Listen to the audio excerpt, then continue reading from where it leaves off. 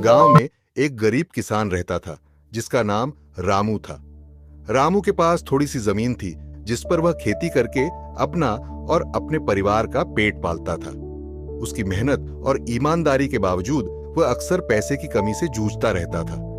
रामू का परिवार कई बार भूखा सो जाता क्योंकि खेती से इतना लाभ नहीं होता था कि उनका गुजारा अच्छे से हो सके। एक बार रामू की फसल बर्बाद हो गई। उसने सोचा कि अगर इस बार भी फसल नहीं हुई तो उसका परिवार भूखा मर जाएगा। लेकिन रामू ने हार नहीं मानी और अपने काम में जुटा रहा। उसने रात दिन मेहनत की और फसल की देखभाल करता रहा। एक दिन रामू को एक साधु मिला जो गांव से गुजर रहा था। साधु ने रामू की मेहनत और उसकी परेशानियों को देखा।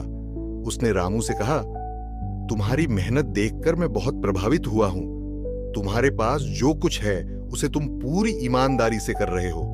रामू ने साधु को अपनी सारी समस्याएं बताई।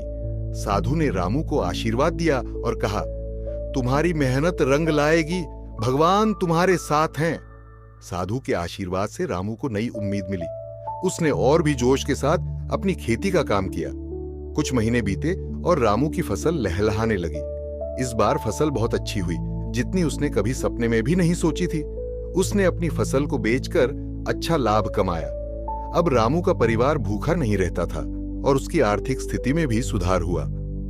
रामू की मेहनत और लगन से उसकी किस्मत बदल गई।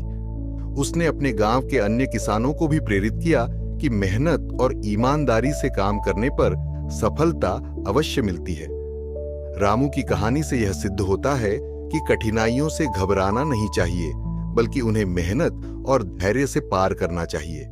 इस कहानी से यह सीख मिलती है कि जीवन में कठिनाई कितनी भी बड़ी क्यों न हो, हमें हिम्मत नहीं हारनी चाहिए।